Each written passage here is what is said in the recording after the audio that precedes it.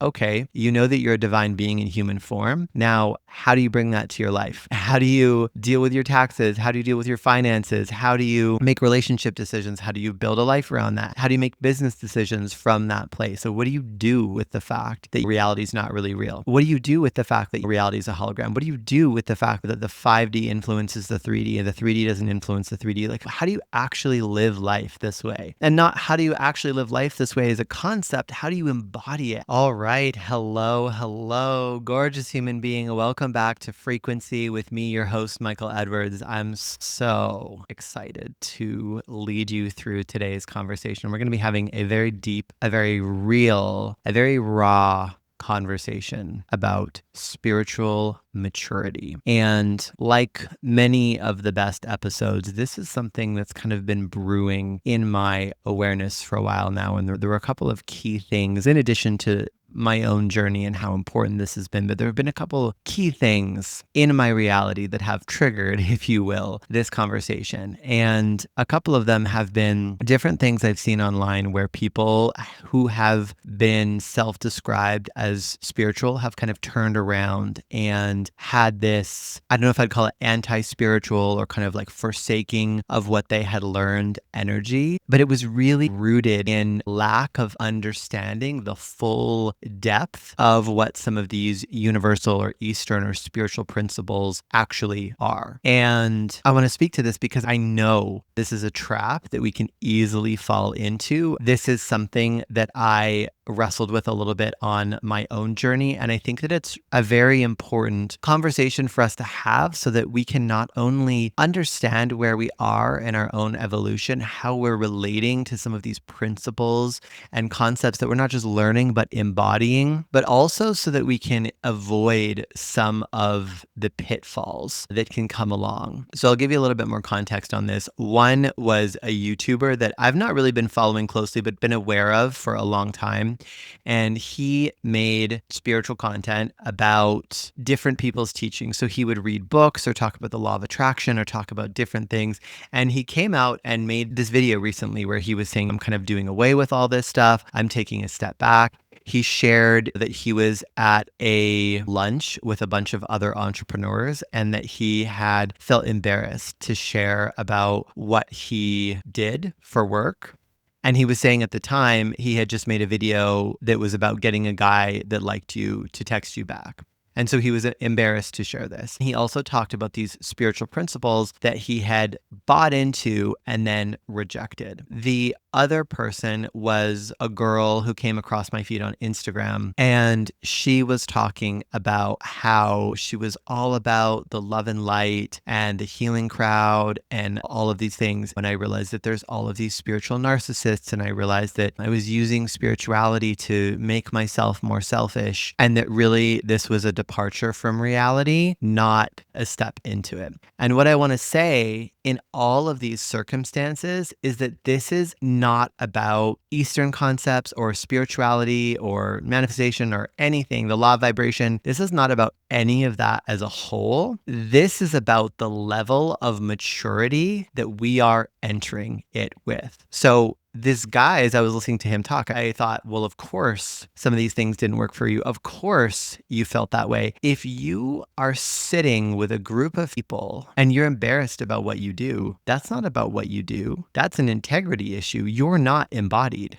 And so there's two dimensions to that. One is the dimension of I'm not embodied in myself as a being that I can fully express authentically as who I am with these people. And the other is if he was in that kind of relationship with the work, there's no way that the work would be working for him. There's zero chance. One of the things that stood out to me as I listened to him talk was, oh, you were practicing this in isolation. You were reading these books and thinking about them as nice ideas or nice concepts, but not actually living them. And that's where the magic happens. A lot of people that join my inner circle are really wise, really know a lot, have been around the block when it comes to mentorship and all of of these spiritual principles. Like a lot of the people that come into my world are already quite advanced. What we do is not teach the things. What we do is learn how to live them. Okay, you know that you're a divine being in human form. Now, how do you bring that to your life? How do you deal with your taxes? How do you deal with your finances? How do you make relationship decisions? How do you build a life around that? How do you make business decisions from that place? So what do you do with the fact that reality is not really real? By the way, it's 11:11 I'm saying this. What do you do with the fact that reality is a hologram? What do you do with the fact that the 5D influences the 3D and the 3D doesn't influence the 3D? Like, how do you actually live life this way? And not how do you actually live life this way as a concept? How do you embody it? How do you make different choices knowing this truth, but knowing that you live in the material world? That is what the work is about. And he clearly wasn't doing that. And part of me kind of felt sad for him because I was like, you were waist deep in this world that is the potential to unlock pure magic. But because you didn't have the right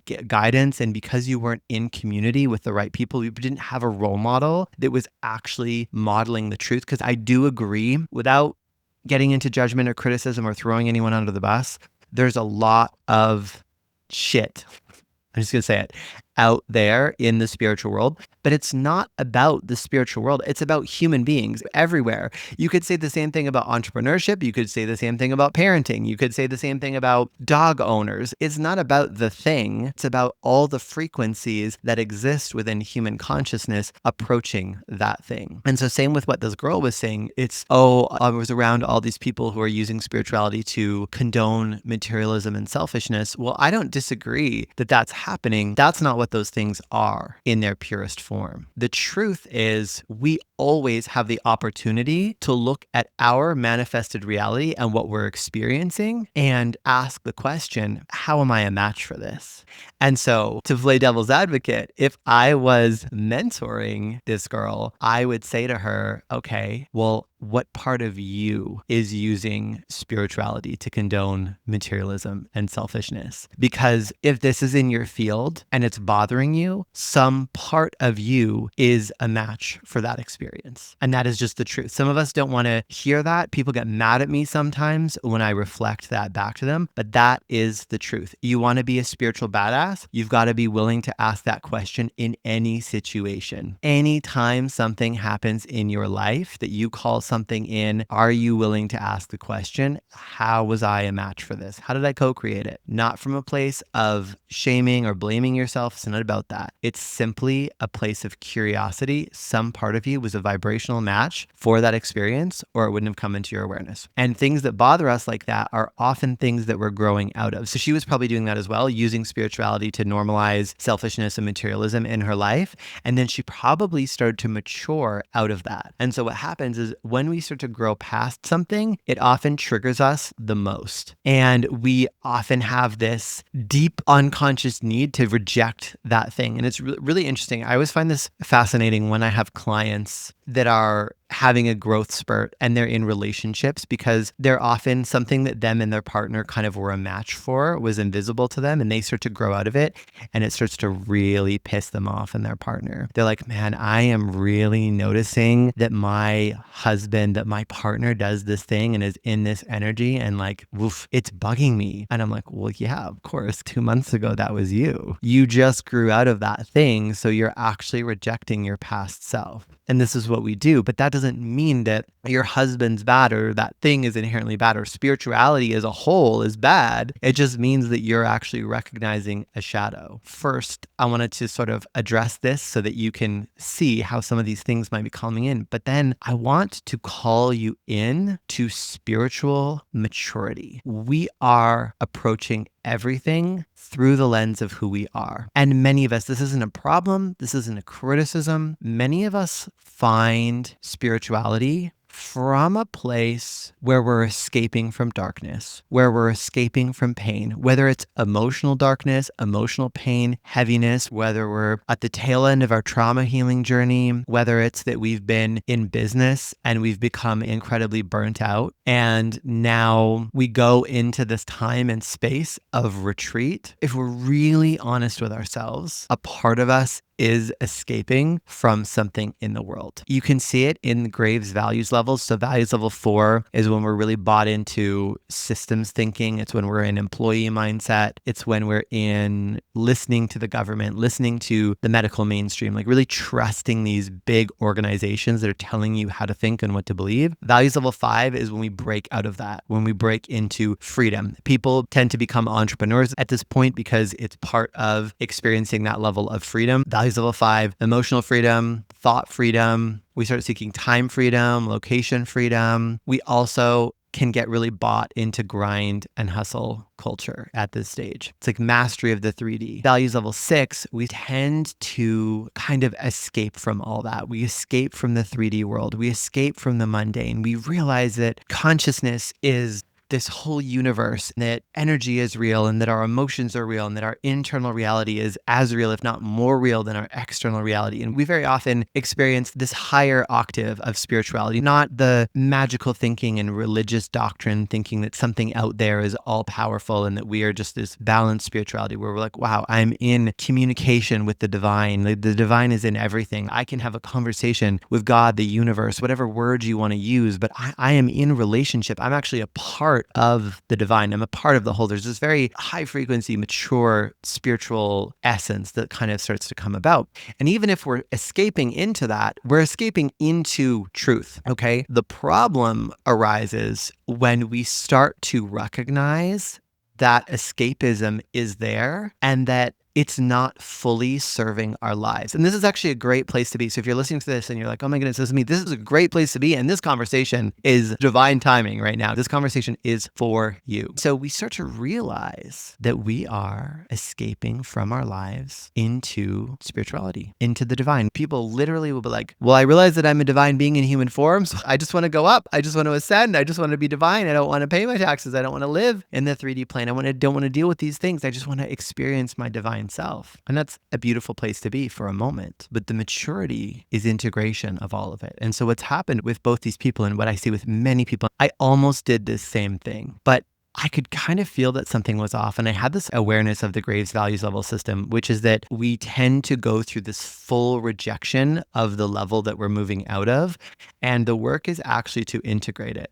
And so as I found myself wanting to reject spirituality completely, as some of these people that I mentioned did, I decided instead to really study spiritual masters, master level spiritual teacher throughout history, and really look at what their journey looked like. And so I found a common theme, which is that many of them experienced this time exactly as I'm talking about, this retreating from reality, this desire to just dissolve our ego and our separation and our human identity and just be one with the divine, just be one with source and universal consciousness. Is this phase of, I call it going and being the hermit and living in the mountain temple, right? It's like we retreat from the world, we retreat from society, we just want to live in this cave. And it's obviously not that you literally did that necessarily, but it might be energetically, right? Sometimes it might be just that you retreated from the world, you retreated from certain kinds of friendships. In the spiritual world, there's a lot of, you've got to shield, you've got to protect your energy, you've got to cut everything off that's not high vibe or not aligned. And so maybe we retreat from hobbies or activities or social circles or even family groups. Maybe we won't engage in commerce because we're so afraid of capitalism that we really retreat. And it's fine. We go through this kind of cocoon phase. But if we reject all of that and go back to 3D, this is regression. This is going back to values level 5. But we don't want to go back to values level 5. We want to continue to evolve. And that means moving into values level 7, which is my favorite place to be. I feel like so much of my work is initiating people into this, which is the harmonization of values level 5 and values level 6. It's the harmonization of mastery of the 3D world and mastery of the divine world together. And so our work isn't to escape from reality. It is to remember that you are one with the divine, that you are a living fractal of the all that is in human form, that you are fucking magic incarnate, and to live the fullest, most awakened, most conscious, most beautiful life, and to play the human game with a kind of mastery that only a God could play it with. That is the work of fully actualizing, of fully realizing the path this beautiful path of spirituality and mastery isn't about escape. It's about becoming divinity in your life. Every part of your life is divine. It's an opportunity for you to interact with your own divinity and the divinity that is the all that is.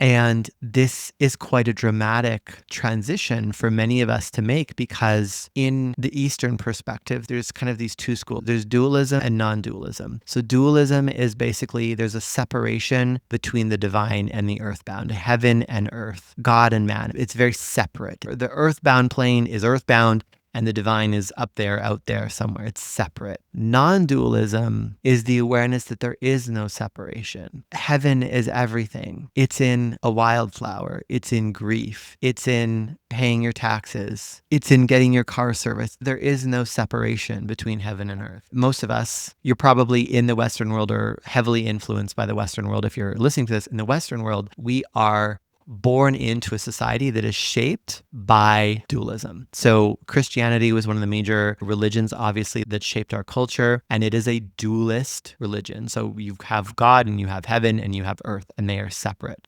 And so whether you have ever been Christian or religious or anything doesn't really matter, because we talk about beliefs being these invisible things. It's so invisible to you because you've never even considered that it's something that influences the way you see the world, yet it's everywhere. It's like how in the Romance languages, like French and Italian, everything is masculine and feminine, how it's le or la. We don't have that. So if you speak English, if you're English first language, you probably never have thought about whether a pencil eraser is masculine or feminine, right? It is like doesn't even occur to you because it's not in your scope of reality. Language is a major thing that shapes the way we think. And there are these other unseen forces that we never think to question because we literally can't even see the walls that are shaping the way our mind perceives, yet they are there. And so Western culture is based on dualism, which is this separation.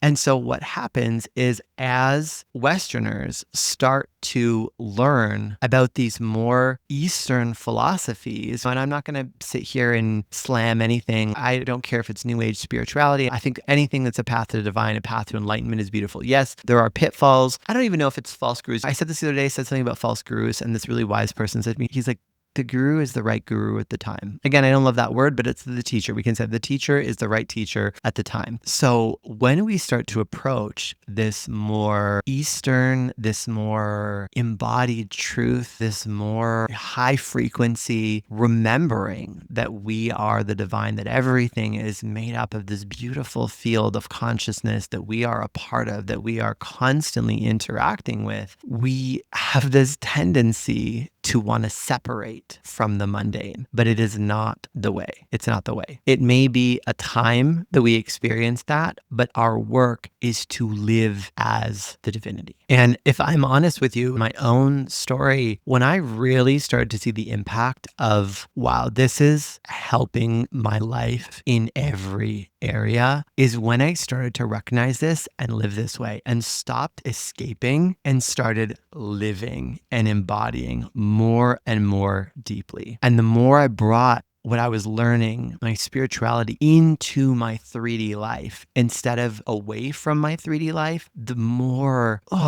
magic I unlocked, the more embodied I became, the more powerful. So I really want you to step into this as an adult, as a mature spiritual adult. And we're going to talk about some of these different hooks and some of these different aspects that may be coming up and showing up for you. So one really sneaky backdoor that can get triggered here and come up is one of the core wounds that affects, I would say, almost all of us to some degree, is the I'm bad core wound. The I'm bad core wound is just basically when you were young, you were shamed for being selfish, for being narcissistic, for being too much, for being a diva, for being a prima donna, for not thinking of others, whatever. And so we form this belief like, I'm bad, my needs are bad, it's bad to show off, it's bad to whatever. So that gets pushed into the shadow. And then we develop a persona, which is the good one. We get validation by being good. And so one thing that can get really triggered here, and this was huge for me, to be honest with you, is using the spiritual identity to satisfy the good one persona. So I saw this, like my family has always been a little prickly around my most authentic self. Because I'm going to be honest, when I'm really in my authentic energy, I am a powerful, embodied person. I know what I want. I say truths that cut through social expectations. I'm sassy. I'm not afraid to be bougie. I'm not afraid to state it if something is below my standards. We were just going to go for this family trip, and my mom was trying to have us stay with, like, I don't know, some family friend or something that they knew. And it was going to be in this house. We're all going to be together. And I don't even think it was a nice house. I was just like, I'm not doing that. I know how we just re-trigger our old trauma when we're together like that. And so I was like, you give me the details and the address, and I will rent a house nearby that is up to my standard, and also so I can have my own space. I'm not playing this game. I'm a 40-year-old man, and I'm really successful, and I have financial freedom. So we're not doing this. I'm not playing that game. And it was super triggering for some of my family members, right? And so I can see how in the past, because a part of me always wants to belong. A part of us is always trying to belong. And one of the strongest drivers for this belonging is belonging with our family unit. And so there's this part of me that is going, oh, if I can be the good one, then they can accept me. So it was this sneaky little thing that found its way in, but it looked like, oh, now that I'm spiritual, now that I am so good, I'm good. And without realizing, whenever we buy into a persona, another part of us is getting pushed into the shadow.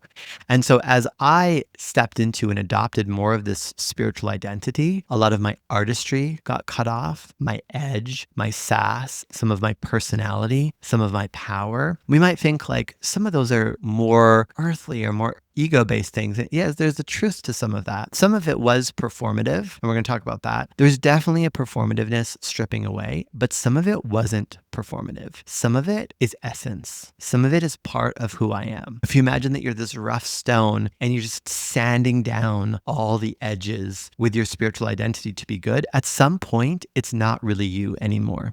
And it's also not individuation, because yes, as we go higher in consciousness, higher in frequency, we're less ego and in a way almost less human and more divine consciousness just moving through us. But the thing is, it's moving through you as you. And this is the mistake that a lot of us make when we're in this point in our journey. We've kind of gotten hooked into the spiritual identity, which is a hook, is that we're performing goodness and we're becoming too bland. We're not actually allowing that light to shine through us as us. I always like to say, it's like if you've got pure white light and you've got a prism, like maybe a sun catcher in a window, well, that sunlight shines through the prism, but it's broken off into the rainbow. You are the rainbow. You're supposed to be different colors. Part of the separation is what creates you. And we came here to experience ourselves in human form. The whole point of life is to experience, and we experience through polarity. We experience through separation. If there's no separation, then you're just dead. You're back in source, but there's no you anymore. We experience abundance through the experience of lack. We experience love through hurt and indifference. We experience freedom through constriction. You literally came here to experience the beautiful polarities within consciousness, but through their equal opposite. And so when we file ourselves down into the good one persona, we're actually not being fully expressed as that light. The love and light mask becomes a mask that mutes your true power. That girl that I was talking about in the beginning was experiencing, she didn't know how to resolve it. She just was like, something's wrong with this. I'm going to reject it and I'm going to go back to what I know, which again is regression. That's not it.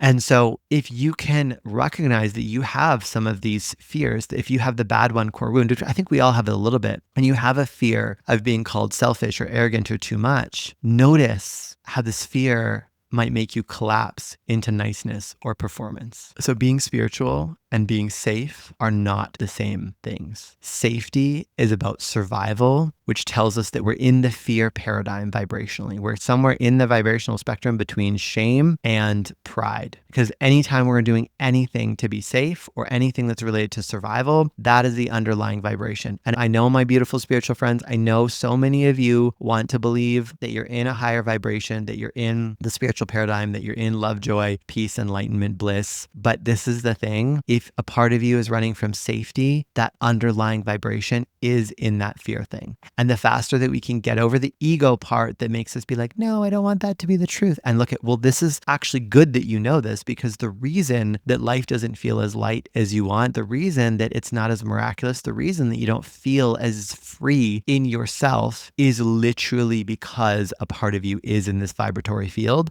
and is experiencing the energetic match in your reality of that field. So recognizing that being spiritual is not about being safe. Safety is about survival, and we're not here surviving. We are here thriving. And it's time to move out of that paradigm, out of that field. Okay. And now I want to dive a little bit more into playing the human game. And so when we get kind of indoctrinated into these spiritual beliefs, and sometimes part of it is just be authentic. You don't need to play any games. You don't need to do anything. You don't need to manipulate anything. Just be authentic. Or even when we're looking at these things in reality and recognizing that they're not real, it can be easy to kind of escape from that. But what we want to learn is to be masters of the human game. And so I'll give you an example. I recently have been dating a lot more. I have set the intention that I'm ready to find love. I'm ready to find my person.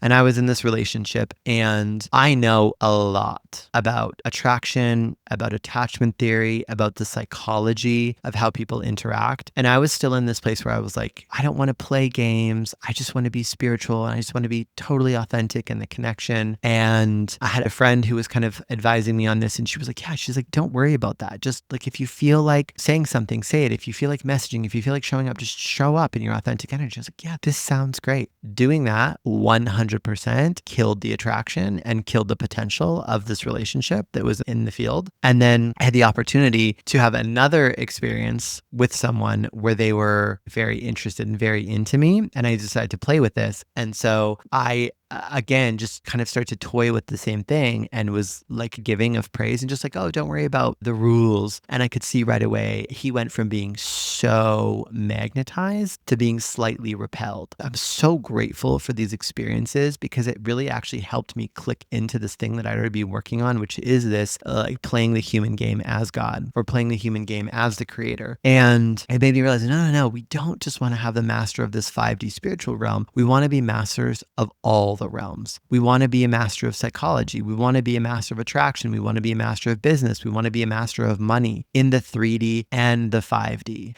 And so this idea of like, just do it, just do it's the truth. It doesn't really work. But what does work is recognizing, I can see these patterns. I know that these patterns are not the highest truth, but they also exist. And so now it becomes more of like, I know the rules of the game and I know that the game's not real. So can I play with the rules? Can I bend the rules? Can I work with the systems and patterns as I see them, but from the outside? I'm going to be clear. This is a very different thing than playing games. So you could say it like this. It's like in dating, I would never say to play games. I would never manipulate or never do anything with the intention of manipulating or tricking the other person. That's a whole other thing, a whole other vibration. And we are not here for that. That is not spiritual. But I will play the game of dating. I will sit in my I am the magic embodied energy. I will be intentional and discerning about the speed, the gradient at which I allow someone to come into my field, to come into my life, to experience and become a part of the magic. So being magic in human form is not about bypassing the psychology of attraction. It's about magic and mastery together. It's the bridging of this higher awareness with the mastery and application of all the psycho-spiritual patterns that you're aware of. When you awaken, you don't leave the human game, you learn to play it more consciously. And so there are these archetypes that I play with in my beingness, and one of them I call the sacred strategist. And this is our sacred strategist. So yes, we're the healer. Yes, we're the priest or the priestess. We're the teacher. Maybe we're the manifestor, whatever else you've got going on in your field, in your inner archetypal system. But also, can you be the strategist, the sacred strategist, I call it. And it's interesting because like, I can feel the way people might experience this word. You might have strategy and manipulation intertwined, entangled in your consciousness, in your awareness. Can we separate those things? Can we unhook them? Strategy does not have to be manipulation. Can we reclaim that word? Can we recode it? Strategy, an aspect of the divine. Strategy in its highest octave, in its highest frequency. If you took strategy, because strategy itself is not bound to any frequency, and you bring strategy into that frequency field, there's the spiritual paradigm, the authenticity paradigm, the spectrum of love, joy, peace, and enlightenment, bliss, gratitude. What does that look like? What does strategy look like when it's anchored into highest truth? This is the reclamation. This is what it's about. It's not about forgoing these things and we're like, oh, no. You experienced strategy in a low vibration. You experienced strategy entangled with the pride vibration, with fear, with lack, with manipulation, with deceit. But it inherently isn't entangled with those things. And so this is the thing. It's kind of like we go up and we escape from these things because we go, oh, that thing was dirty. And now over here is pure. But it's like, no. Now that I know, now that in my time as the hermit on the mountain, I've actually recalibrated my internal system, my internal compass, and I can feel truth. I can feel resonance. So now can I come back to some of these things that I thought were inherently bad and separate them? Oh, separate the thing, separate strategy from the frequency field, experienced it in. And can I now play with, what does it look like to engage with that without dropping my vibration, without me reaching in the vibration that I used to know it in, but rather elevating it and experiencing from that highest vibration that I now live in. That is the work, my friends. And so continuing this conversation about recognizing the difference between the vibration that something is expressing at and the thing itself. A lot of what we have labeled as egoic, as bad, as performative, it's been labeled through the I'm bad core wound, as I was talking about, is again actually just reflective of the vibration that we experienced to that. So one of the most significant vibrations that comes to identity and personality and the way that we perceive ourselves is the pride vibration. So again, you've got these three paradigms in the Hawkins scale of consciousness, these three spectrums. You've got the lowest spectrum, which is like the fear spectrum, from fear to pride. Then you've got the gift of the mind spectrum, which is from courage to reason. And then you've got the spiritual paradigm, which is love, joy, peace, and enlightenment. So pride is the highest vibration of the low vibrations. And so it's really confusing because if you've been in guilt or shame or grief or pain or lack, like many of us have, pride is a higher vibration. Subjectively, it's a higher vibration. So pride feels so much better. Pride feels so much better than pain. So it feels like you're in a much higher vibration because you are. But objectively, pride is still quite low. It's the highest vibration of the lowest vibrations. But it's tricky because when you don't know how to spot it, when you haven't raised your vibration beyond that and you can't feel the dissonance of that frequency, it is so easy to get sucked back in because pride is so seductive. And so in pride, there is proving energy. In pride, our not enoughness is still very active in our field. It's just very masked. It's the point of, okay, well, I'm no longer going to identify with the pain. I'm going to identify with the power, but I'm identifying with power from a place of pain. And so the way that we compensate for that is that we try to prove, look how good I am. Look how successful I am. Look at how fabulous I am. Look at me. I'm amazing. Don't you know? Don't you see it? And we're feeding off that validation because that not enoughness is like a bottomless pit that we try to fill up with other people's validation, but you can never fill it up from something outside yourself. And when you look at the internet and social media in particular, it is rife with the pride vibration. You don't see it until you see it, but once you see it, you can't unsee it, and it is everywhere. Proving energy is everywhere. And this is the thing, is like the second we dip back into not enoughness ourselves, we are susceptible to that proving energy. I gave this talk on a masterclass I did recently, and I was saying, because I had all these healers and coaches and mystics and guides there, and I was like, you guys, you've got to stop buying into the bullshit when it comes to marketing and talking about what you do. I was like, so many of you are intuitives, and you can feel there's people that you're listening to that are proving energy, and you know that they're improving energy. You literally feel it in your body, in your bones, that they're improving energy, and you still fucking listen to them. And someone, this amazing client named Jillian, dropped in the chat immediately. It was like, she didn't even miss a beat. She just dropped in facts. I was like, yeah, why are we doing this? Why are we engaging with a vibratory field that we can already feel that we're not in resonance with? And so this is where it gets confusing, because there was a real nuance for me in this part of my journey, because this is where I was like, oh, that artistic, edgy side of me, the side of me that wants to do photo shoots with glitter and honey on my face. I love success. I love nice things. I love money. I love travel, but it's different. It's such a different experience for me now. It's not about other people. It's for me. It's really, really, really for me. The other night I was going to make steak. I eat steak a lot at night for dinner, and I get like 4 at a time, and then I cook them each day, and I had like waited too many days to cook the last steak. And so I went to get dinner and I unwrapped the steak from its paper, and I immediately smelled the rancidness. And I was like, no, this is my last steak, and I'm on this kind of strict Chinese medicine diet right now, and I'm not supposed to eat anything that's not on it. It's like, wow, what am I going to do? And then I suddenly had this thought. I was like, you know what? I've been craving caviar, because I went to this place with a friend and we had caviar and it was so good. And I was like, it's Tuesday night. It's a random Tuesday night. But I was like, I could do it. Like, there's this invisible rule in my mind that says that I can't do this, but it's not real. It's not real. I'm free. I'm sovereign. I can go have fun. And so I was like, what if I just randomly go out right now and have steak and caviar? And so I did. And then I haven't actually drank in like 2 years, but for whatever reason, when I was there, I was like, you know what? I'm going to have a glass of Prosecco as well. And so sitting there with my steak and caviar and Prosecco, and I was texting with one of my best friends, and she was just like, I fucking love you. And she's like, you need to post this and put it on social media. And I was like, no. I didn't say it like that, but I thought about it for a minute, but it's not, though. It's not for them. I didn't do this for anyone. I don't care. And if someone's going to be more interested in my work because I'm eating steak, I didn't actually get steak. I ended up getting oysters and salmon tartare instead. So I had caviar and oysters and salmon tartare. But I was like, if someone's going to be more interested in my work because of that, it's not about that. I wasn't doing it for anyone else. I was doing it for me. And let me tell you that it was a magical, magical experience. But I don't need to share that with the world. And if you share that, this is where authenticity is a unique blueprint. If you and your authentic energy have an experience like that and you want to share it with the world, go for it. This is where we get to separate what vibration am I doing it from.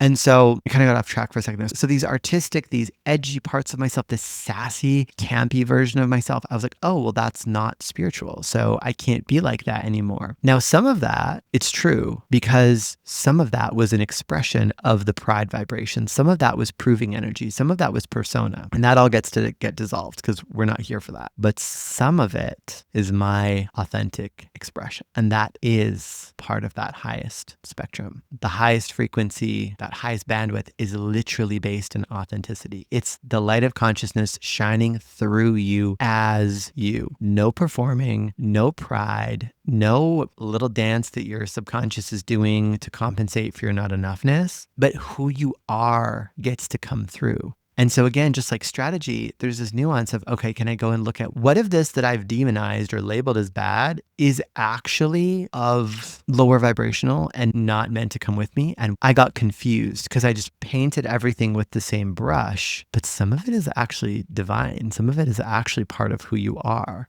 And so can you reclaim that? Can you have a reclamation of your soul's truth, of who you really are, of all of these facets of the multidimensionality of the being that you are? And can you let that light of source shine through the prism of you and be magnificent? Every facet, every color of the rainbow that gets created as that light shines through you as you, can you be fully all of it? All that you are, all that you came here to be in human form, can you be it fully in every now? And I don't know if you can feel this, but I can feel the energy coming in as I tap into this because it's so powerful. Not in the vibration of pride, but in the frequency of truth.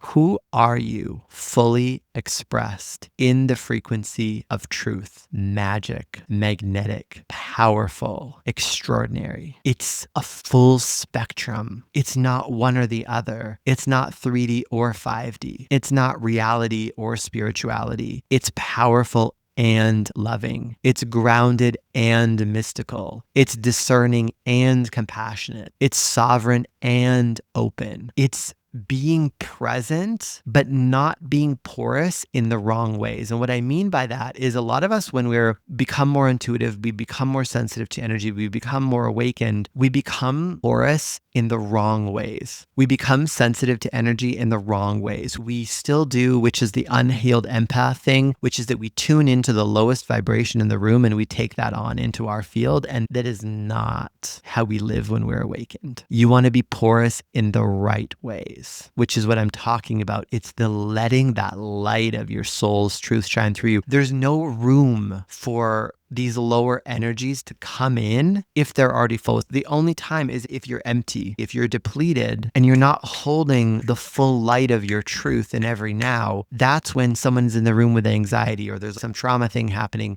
and it goes into your field and suddenly now your nervous systems are reacting as though the trauma is happening to you. That's not it. That's not the highest expression. That's an old thing. We're not doing that anymore. You want to be porous in the right way. You want to be porous to universal loving consciousness energy. You want to be the conduit for the divine, for consciousness itself, for your soul's highest truth. You are the vessel. You are the conduit. There's no room for negative energy in your field because you are a lighthouse. You are a sun. You are a supernova of this truth. We live this way. The highest paradigm, the highest spectrum, we get into the spiritual paradigm, love, joy, peace, enlightenment, bliss, gratitude, authenticity, truth. It's experiential. It's beyond the mind. So many of us are like dancing around with this conceptual spiritual fuckery instead of living it. You want freedom, be freedom. You want joy, you want bliss, be joy,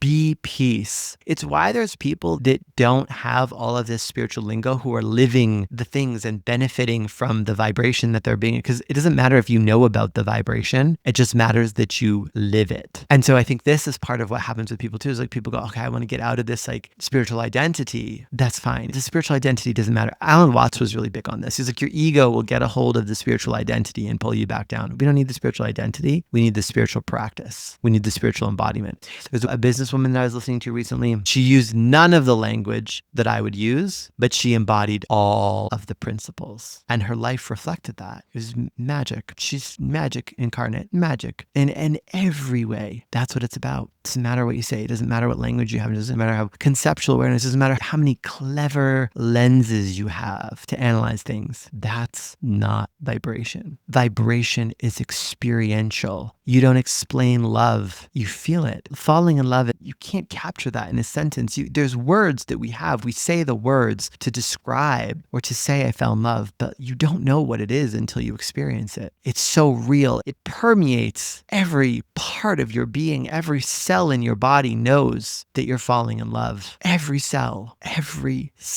knows. It's so pervasive. It infects every part of your being in the best way and sometimes in the worst ways. But it is undeniable. It is beyond explanation. That is vibration. And so these things that you've learned, can you live them? That's the maturity. That's the mastery. That's the embodiment. It's letting this light move through you as you. It's feeling deeply without collapsing. It's allowing grief, joy, longing, excitement, all the feelings. We don't have to be afraid of the feelings that are in those lower vibrational fields. We feel all of it. Just because you feel a feeling doesn't mean that you're in that vibration. Being in resistance is what creates suffering. Being in allowing is what creates peace. So there is going to be times that we're going to experience something painful. The work is to be in allowing of that, to be in acceptance of that. And sometimes it's very difficult. And I speak from lived experience. Sometimes it is very difficult. It is very messy. Sometimes it is very fucking painful to apply what I'm saying right now to your real life. I know because I do it. And it's not always perfect. Sometimes I fall into the human more than I would like and I'm in pain. I come back to this again and again, and I apply these tools and I apply what I've learned and I live a life that is so beautiful. It's so beautiful because that is the reality that's a match for the internal state that I've cultivated. That's power, is that we cultivate it internally first. We stay in the center of our field. We don't let ourselves get pulled out for anything. And the moment we do, the moment that we realize that we've been hooked back into the matrix, we unhook and we come back to the center of our field. It's the difference between openness and overexposure and the discernment to know where that line lays. An open heart doesn't chase, it doesn't cling, it doesn't shut down. It lets the experience of life move through it like a river. This is spiritual maturity, open heart, and a strong pillar of self within. And so if this conversation has really resonated with you and you can see that you've been in more of this conceptual mind-based relationship with some of these principles and you know that you're ready to live it more deeply, and that really is the key, is living it, then I invite you into really looking at life as your altar. Can you dissolve any hierarchy that you've created between the spiritual and the mundane? Can the gym, a date, a business decision, a wave of grief, a conversation be an opportunity for you to experience your own divinity? Can you look at embodiment in every way as a devotional practice? Everything, making your coffee in the morning, drinking it, yoga, your physical practice, your business, even your admin. Can you look at it as an act of devotion? Can you experience devotion and discipline as self-respect and self-honoring? Can you experience creativity as a prayer, visibility as a service, love as presence, alignment as self-honoring? The transition for me happened when I stopped trying to ascend out of my life and I instead let my life be the thing that awakens me. If you know that you have a performative energy in your business, if you have this pick me, show up, I need to make something happen, I need to hustle, I need to manipulate the 3D, the matrix to make something happen, it's exhausting. It's exhausting. Can you let go of that? Can you remember that you're enough? Can you let go of the persona and be the person? And so as we bring this conversation to a close, I want to leave you with something simple and powerful. There comes a moment in every awakening where you realize that the goal was never to escape your humanity. It was to live it more fully, to walk through the world with your heart open, your eyes clear, your feet on the ground, and your spirit so beautifully awake. You were never meant to live in the performance of a persona. You were meant to live in the truth of your essence. This season of my life has taught me that real spirituality is not an aesthetic. It's not an identity. It's the courage to meet yourself honestly. It's the willingness to shed what is borrowed. It is the maturity to let who you actually are rise to the surface without apology. And when you begin to live from that place, something extraordinary happens. Your magnetism comes back online. You become so clear. And your power, your real internally sourced power activates in a way that feels so unbelievable and unmistakable. You stop chasing and you become like a gravity drawing life towards you, not through strategy alone or any kind of manipulation, but through resonance, through alignment, through the kind of presence that cannot be faked and that is deeply felt. And if you've been listening and you're feeling a resonance in you right now, if parts of you feel seen or remembered or activated, then you may already know this next piece. My inner circle, Lux Familia, is the space where I guide people through this deeper work. Not the performance of transformation, but the lived,